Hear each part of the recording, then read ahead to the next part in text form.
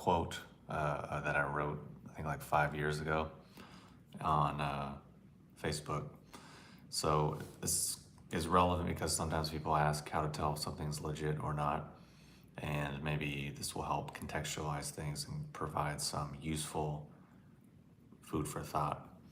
So it goes something like this. If you speak in terms which stimulate the imaginary, fantastical, or hedonistic, then it's often quite easy to get many people on board, because this degree of delusion and vagueness allows anyone to make it mean basically whatever they want it to mean. Yet if you turn the conversation to clearly defining terms in a systematic, functional context of legitimate skill acquisition, then suddenly everyone becomes quiet and you lose your audience pretty quickly. Because there is a systematic process of organization where a principle or view is paired with specific methodologies which produce specific outcomes or fruitions, which manifest as specific skills or qualities. This all occurs in a clear, coherent, and fairly linear manners because specific skills are built upon specific skills. These skills and qualities are quite tangible and verifiable.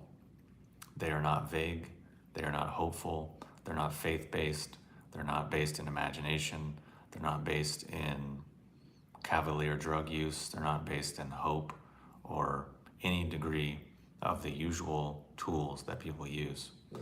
So this view is in stark contrast with the majority of approaches to personal transformation, or even, dare we say, spirituality, which are oftentimes profoundly fragmented, vague, and imaginary.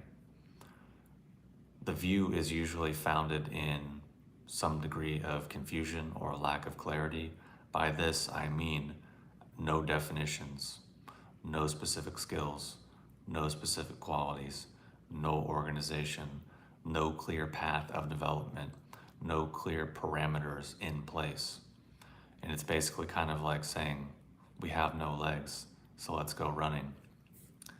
So basically, in that context, people tend to rely on imagination or cavalier drug use, plant medicine use, and then trying to fragment some cohesive experience through cherry-picking science things, and then cherry-picking spirituality things, and then picking from a bunch of different things, trying to make some sort of weird Frankenstein monster kind of thing.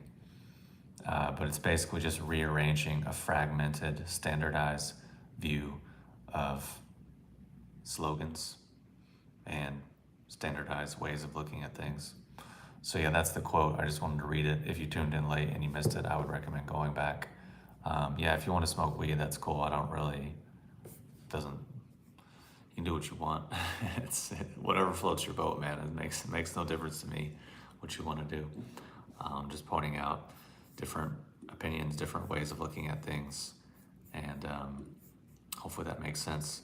Just sharing that memory that I wrote on Facebook like 5 years ago, and it's even more relevant today in 2023, and I'm sure it'll be even more relevant again in 2028 because it's really just the world we live in. And